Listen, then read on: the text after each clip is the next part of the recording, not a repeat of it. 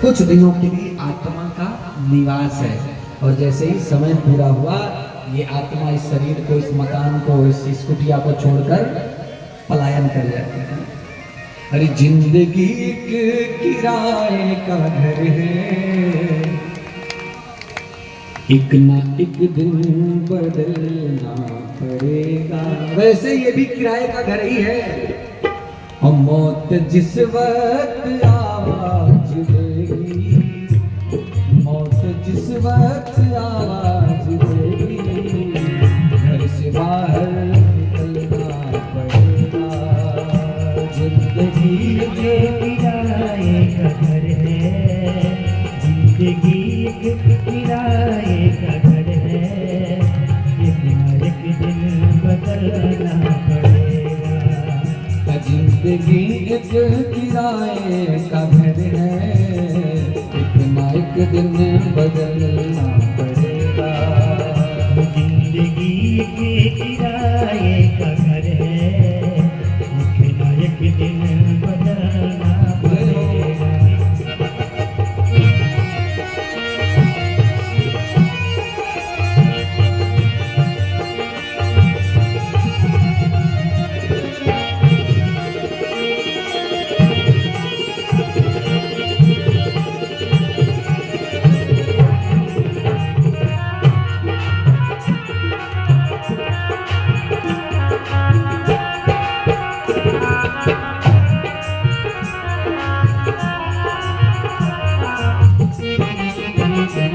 दुनिया है हकीकत पुरानी, दुनिया है हकीकत पुरानी, चलते रहना है इसकी रवानी, चलते रहना है इसकी रवानी।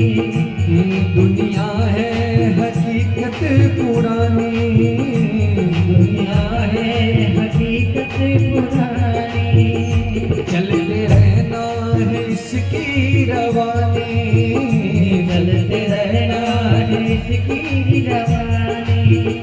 फर्ज पूरा करो बंदगी का, फर्ज पूरा करो बंदगी का, साथ देती नहीं किसी का, साथ देती नहीं किसी का। ओ जिंदगी एक किराए का घर है, जिंदगी एक किराए का घर है, तो एक ना एक दिन बदलना पड़ेगा, एक दिन बदलना पड़ेगा, एक ना एक दिन बदलना पड़ेगा। तो भैया ये कुटिया खाली करनी ही पड़ेगी, काया कुटिया निराली जमाने बस। बड़ा सुंदर सत्संग कराया, रघुगण का अहंकार दूर हुआ, और निर्गुण निराकार तत्व का बड़ा सुंदर विवेचन है। इसके बाद परीक्षित जी ने सुखदेव भगवान से पूछा, देखिए आज भगवान का जन्मोत्सव भी कराना है, आज प्रसंग बहुत सारे हैं, तो थोड़ा आज हम लोग सुपर फास्ट ट्रेन की तरह द्रुत गति से चलेंगे, और मुख्य मुख्य स्टेशनों पर ही रुकते हुए चलेंगे। हाँ, ध्यान से श्रवण करिए। अब पीछे वाली माता, आप लोग बात मत करो भाई, बातचीत मत करिए। ओ माँ, ओ बहन जी, अरे इसको जगाओ भाई, अरे कहाँ पिछवा कहाँ देख रही हो, इधर देखो। अभी सखी लोग कई महीने के बाद मिली है यहाँ, हाँ, कथा के बहाने, तो सब सुख दुख यही बतिया ले रहे हैं। हमारे गुरु जी कहते थे कि दुनिया में 7 आश्चर्य नहीं 8 आश्चर्य है। मैंने पूछा गुरु जी 8वां आश्चर्य कौन सा है? गुरु जी बोले 2 औरतें एक पास बैठी हो और चुप हो, ये भी आश्चर्य है, चुप रही नहीं सकती। हम लोग यहाँ से लेके बंबई तक का सफर कर ले, अब बगल में कौन बैठा कोई परिचय नहीं होता, लेकिन इन लोगों को पत्थरदेवा से देवरिया के बस में बैठा दीजिए, और बगल में कोई महिला है, तो कहा बहन जी कहाँ से आ रही है, कौन गांव पड़ेगा अपना, कहाँ जा रही है, कितने लड़के बच्चे हैं, बहू कैसी है, पूरा हिस्ट्री, पूरा खानदान का हिस्ट्री निकाल। अच्छा लास्ट में और पूछ लेती है सास जिंदा है कि मर गई। बड़ा कठिन मामला है, इन लोगों को चुप रहना, लेकिन आप लोग बहुत अच्छे से सुन रहे हो। शांतिपूर्वक आप लोग सुनिए, बातचीत मत करिए, बड़ा अच्छा ध्यान से सुनिए। परीक्षित जी ने सुखदेव भगवान से पूछा कि गुरुदेव जरा खगोल भूगोल के विषय में कुछ बताइए। तो संक्षेप में मैं बता रहा हूँ, भागवत जी में तो खगोल भूगोल का बड़ा विस्तृत वर्णन है। सुखदेव भगवान कहते हैं, परीक्षित, एक ब्रह्मांड में 14 भुवन होते हैं, 7 नीचे 7 ऊपर। नीचे वाले लोगों का नाम है अतल, वितल, सुतल, तलातल, रसातल, महातल और पाताल। और ऊपर वाले लोगों का नाम है भूलोक, भुवलोक, स्वहलोक, महलोक, जनलोक, तपलोक और सत्यलोक। ये 14 भुवन है। सबसे नीचे पाताल, बीच में पृथ्वी, भूलोक और सबसे उत्तम ऊपर सत्यलोक। इसी को त्रिभुवन कहा जाता है। तीन भुवनों के बीच मध्य 14 भुवन। और इन सबसे परे यदि गत्वान निवर्तन्ते तद्धाम परमं मम, भगवान का धाम जिसको वैकुंठ, साकेत, क्षीर सागर आदि कहा जाता है। और परीक्षित, इसी भूलोक के दक्षिण दिशा में 99,000 योजन की दूरी पर एक संयमनीपुरी नाम का भी लोक है, जिसको नरक भी कहा जाता है। अब आप लोग ध्यान पूर्वक सावधान होकर बैठ जाइए। भागवत जी की कथा नरक की तरफ चल रही है। किसको किसको जाना है नरक? कोई जाएगा नरक? एक भी नहीं, मेरी गाड़ी खाली ही जाएगी लग रहा है। चलिए कोई बात नहीं, हम अपनी मंडली के साथ चलते हैं नरक की तरफ। ध्यान से सुनिए, बिल्कुल पालती मार के बैठ जाओ, नरक की यात्रा हो रही है। संयमनीपुरी, वहां पर 28 प्रकार के अलग अलग नरक हैं। बहुत विस्तार करने का समय नहीं है, लेकिन कुछ सुन लो। नरकों का नाम है तामिश्र, अंधतामिश्र, रौरव, महारौरव, कुंभिपाकम, क्रीनि भोजनम, शुचि मुखम, लाला भक्षम, संदंसम। ये 28 प्रकार के अलग अलग नरक हैं। और किस पाप के लिए किस नरक में डाला जाता है, इसका बड़ा सुंदर वर्णन है। हर पाप करने वाले को अलग अलग नरक में डाला जाता है। एक बार मेरे से एक सज्जन पूछे, महाराज जी आदमी तो यहीं मर जाता है, शरीर यहीं रह जाता है, फिर नरक में कष्ट कौन भोगता है? कोई नरक वरक नहीं है। एक सज्जन मेरे से कह रहे, अरे भैया ये शरीर 3 प्रकार के शरीर होते हैं, स्थूल शरीर, सूक्ष्म शरीर और कारण शरीर। स्थूल शरीर ये है जो दिखाई दे रहा है। इसके बाद होता है सूक्ष्म शरीर, मन, बुद्धि, चित्त, अहंकार। 4 चीजों से मिलकर सूक्ष्म शरीर बनता है। ये स्थूल शरीर तो यही छूट जाता है, लेकिन अगला जन्म जब मिलता है तो यही मन, यही बुद्धि, यही चित्त और यही अहंकार होता है। बोलिए वृंदावन बिहारी लाल की। हमको दर्शन हो रहे हैं, हमारे आचार्य श्री ओम प्रकाश जी और नंदी बाबा दोनों लोग पधारे हैं। व्यासपीठ की तरफ से बहुत बहुत स्वागत है आप लोगों का। तो ये स्थूल शरीर तो यहाँ मर जाता है, लेकिन ये सूक्ष्म शरीर नरक जाता है। और वहां पर एक स्पेशल शरीर दिया जाता है जिसको यातना शरीर बोलते हैं। उस शरीर में कष्ट ऐसा ही होता है जैसा इस शरीर को होता है। बस खासियत उस शरीर की यही है कि वो मरता नहीं है। आवाज कम करिए, इस माइक की आवाज और कम करिए। वो मरता नहीं। अच्छा अब सुनो, किस अपराध के लिए कौन से नरक में डाला जाता है, ध्यान से सुनिए।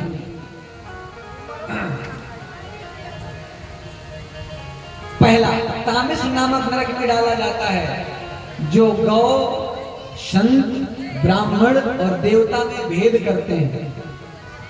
इनको तामिस नामक नरक में डाला जाता है। जहां की जमीन तांबे की है, मिट्टी की धरती नहीं है, तांबे की है, और आग से वो जलता रहता है, लाल हुआ रहता है। और उस तामिस नामक नरक में इस जीव को 1000 वर्षों तक दौड़ाया जाता है। कष्ट इतना ही होता है, लेकिन शरीर प्राण नहीं निकलते। और सुनो, जो व्यक्ति माता, पिता और अतिथि की सेवा नहीं करते, उनको अंधतामिस नामक नरक में डाला जाता है। बहुत ध्यान से सुनिएगा। जो अतिथि की सेवा नहीं करते उनको अंधतामिस नामक, वहां की भी धरती तांबे की रहती है, आग से जलती रहती है, और वहां चारों तरफ अंधेरा रहता है। जीव जलने से बचने के लिए भागता है, कहीं दीवार में लड़ता है, कहीं कटीले वृक्षों में लड़ता है। हाँ, इसीलिए कभी भी घर में मेहमान आए तो मेहमान को देख के नाक भाव नहीं सिकोड़ना चाहिए। एक बार जोर से बोलो राधे राधे। थोड़ा और जोर से, थोड़ा और जोर से, थोड़ा धीरे से बोलो, और धीरे से बोलो। समझे नहीं रहे, उल्टा बोलूं कि सीधा? बोलो राधे राधे। सुनो, अतिथि को देख के नाक मुंह नहीं सिकोड़ना चाहिए। कई लोग के घर में मेहमान आते हैं तो महाराज उनको कुफुत पड़ जाता है।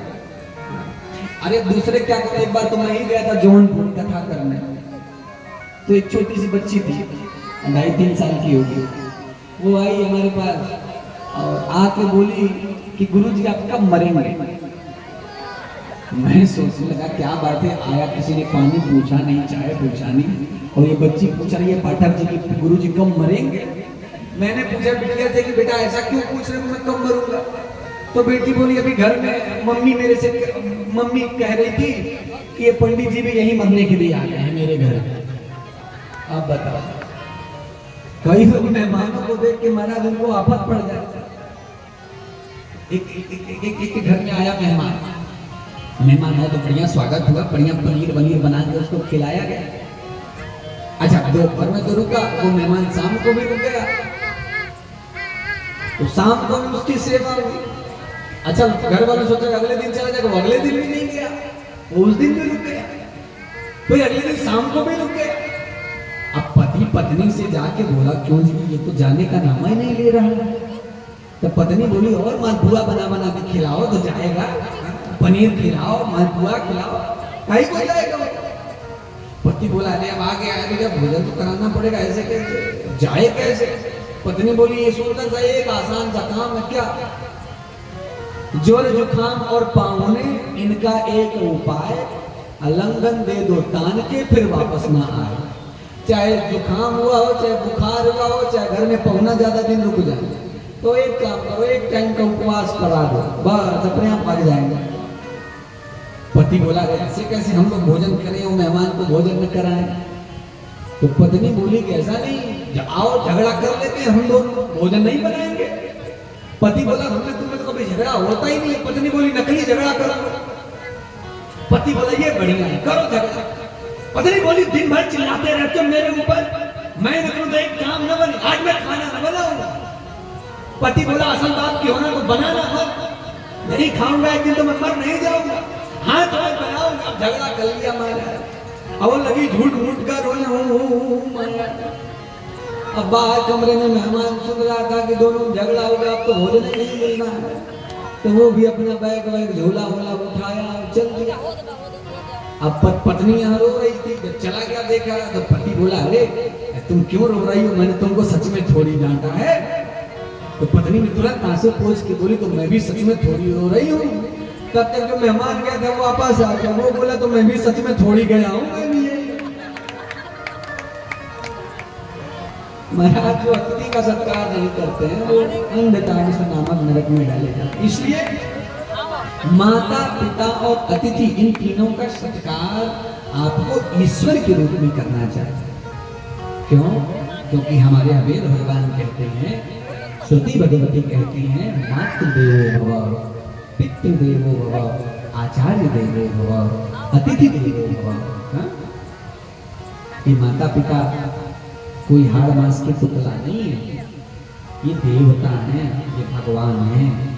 और यदि इनकी सेवा से वंचित रह गए महाराज तो अंधतामिश्र नामक नरक में जाना पक्का। अब आप लोग कहोगे महाराज, माता लोग कहेंगे कि गुरुजी हम क्या करें, हमारी सास ही ऐसी है कि नहीं पटती है, ये भी समस्या है। देखो ऐसा संभव है कि आपके विचार आपके माता पिता से न मिलते हों, ऐसा संभव है कि आपके विचार आपके सास ससुर से न मिलते हों, लेकिन फिर भी उनकी सेवा करना हमारी जिम्मेदारी है। जैसे हमारा बेटा पागल निकल जाए तो क्या हम पागल बेटे को घर से भगा देते हैं? नहीं, हम उस पागल बेटे का और अधिक ख्याल रखते हैं क्योंकि उसको ख्याल की ज्यादा आवश्यकता है। यदि हमारे माता पिता हमारे मन के मुताबिक नहीं है तो उनकी और अधिक सेवा करने की आवश्यकता है। वो भले ही गड़बड़ हो सकता है, वो दुष्ट हो, परेशान करने वाले हो, अच्छे ना हो, लेकिन फिर भी उनकी सेवा करना हमारा कर्तव्य है। मान लो हमारे हाथ में फोड़ा हो जाए तो क्या करेंगे? हम फोड़े का इलाज करेंगे कि हाथ काट के फेंक देंगे? अरे भाई, भले फोड़ा हो गया हो लेकिन हाथ नहीं काटा जा सकता, उस फोड़े का इलाज करना पड़ेगा, सेवा करना पड़ेगा। इसी तरह यदि हमारे घर का कोई ऐसा व्यक्ति हो जो दुष्ट हो, जो हमारे अनुकूल न हो, फिर भी उसकी सेवा करना हमारा कर्तव्य ही है, उसको त्यागा नहीं जा सकता। और सुनो, जो अपने काम में बेईमानी करता है, भागवत में तो लिखा है कि जो दुकान पर कम तौलता है, होता है ना डांडी मारने वाले, तो उनको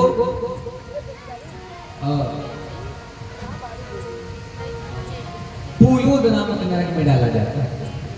पुयोद नामक नरक में जो अपने काम में बेईमानी करते हैं, अपने ग्राहक को ठगते हैं, उस पुयोद नामक नरक में खाने के लिए अन्न नहीं होता है, एक मवाद का तालाब होता है, उसी में रहना पड़ता है।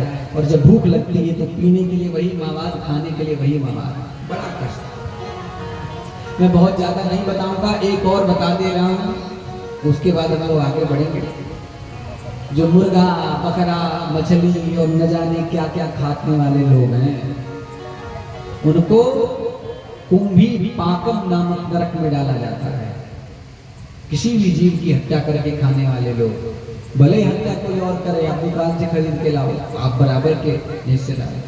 6 लोग बराबर के हिस्सेदार होते हैं, मांस बेचने वाला, मांस खरीदने वाला, मांस पकाने वाला, मांस खाने वाला, मांस खिलाने वाला और खाने वाले का अनुमोदन करने वाला, ये 6 बराबर के हिस्सेदार होते हैं। हाँ, कई माताएं खुद तो नहीं खाती हैं, लेकिन बच्चा बढ़िया पहलवान हो जाए तो उसको खिलाती हैं, अपराध है। कुंभी पाकम नरक में डाला जाता है, जहां कुंभ अर्थात घड़े में उसी जीव को पकाया जाता है उतनी बार जितनी बार उसने मांस भक्षण किया, हजारों वर्ष तक यातना भोगनी पड़ती है। और सुनो, जो जीवों को मारता है, जुआ, खटमल, मच्छर, इन जीवों को जो मारता है, हत्या करता है, इनको कृमि भोजनम नामक नरक में डाला जाता है, जहां पर यही कीड़े बार बार इनके मांस को नोच नोच कर खाते हैं। इसीलिए मैं कह रहा था, हमारी गाड़ी में बैठ के चलो नरक तो शायद वापस भी आ सकते थे, कोई नहीं बैठा। अब बताओ कौन बच गया? मच्छर तो सबने मारे होंगे, मारे। हाँ, आजकल तो वो मच्छर मारने वाला एक बैडमिंटन जैसा डंडा सा आता है, वैसे घुमाओ तो चट चट चट चट करके मच्छर मरते हैं। भयंकर अपराध है भैया, अगर आपके शरीर पे मच्छर बैठे तो उसको उड़ा दो, मारना अपराध है। आप कहोगे मारा अरे डेंगू हो जाएगा, तब अरे डेंगू होना होगा, मच्छर नहीं काटेगा तो भी तुमको हो जाएगा, तुम मारने से थोड़ी बच जाओगे। यही पागल ये लोग एक दूसरे खोपड़ी बैठ के जुआ निकाल के, ढील निकाल के ऐसे ऐसे चिटका के मारते हैं, ऐसे ऐसे। कृमि भोजनम नामक नरक वाली व्यवस्था है। प्रेम से बोलो राधे राधे। किसी भी परिस्थिति में किसी जीव की हिंसा को जस्टिफाई नहीं किया जा सकता। हाँ,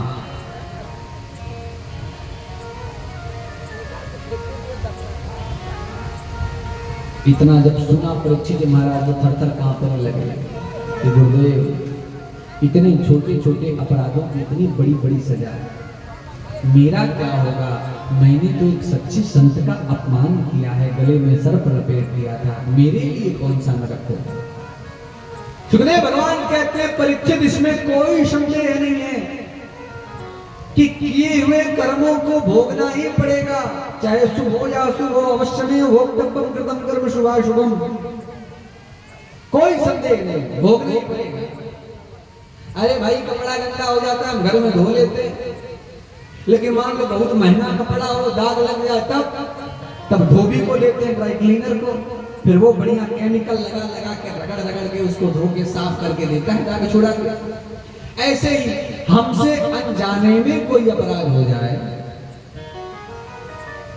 तो हमारे शुभ कर्मों के द्वारा वो धुल जाता है, हमारे किए हुए पुण्यों के द्वारा वो मिट जाता है। लेकिन कोई ऐसा अपराध करे जिसका फल हम जानते हैं कि अधर्म है, ये पाप है, और फिर भी करें, तो उसके लिए तो फिर नरक में जाना भी पड़ता है। वहां यम के दूत जो धोबी है बढ़िया रगड़ रगड़ के साफ करते हैं। परीक्षित जी ने पूछा, गुरुदेव मेरे लिए कौन सा नरक है, मैंने एक सच्चे संत का अपमान किया है। सुखदेव भगवान कहते हैं कि वे कर्म को तो भोगना ही पड़ेगा परीक्षित, लेकिन मेरे पास एक ऐसा साबुन है जिस साबुन से चाहे जैसा भी दाग क्यों ना हो, एक बार में ही वो सारा दाग मिट जाता है। परीक्षित जी ने पूछा, गुरुदेव कौन सा है वो साबुन, कृपा करके बताइए। सुखदेव भगवान कहते हैं, अघम धुनवंतिकाश्रेण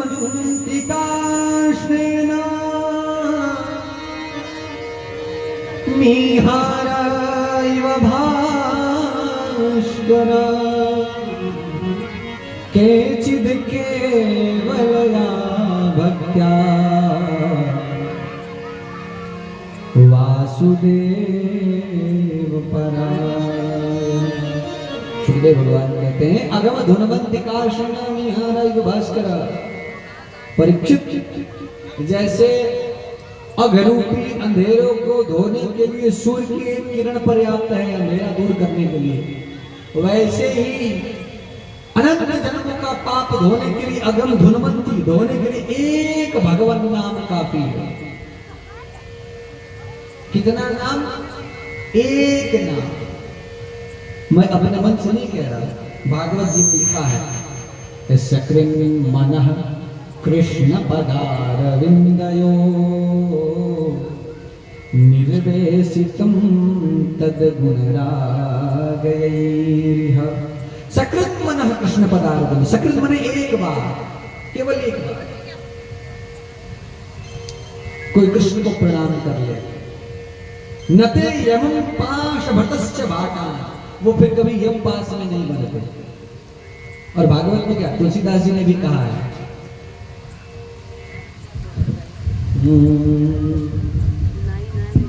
जासु नाम सुमिरत एक बारा, जासु नाम सुमिरत एक बारा, उतरहि नर भव सिंधु अपारा, उतरहि नर भव सिंधु अपारा, उतरहि नर भव सिंधु अपारा।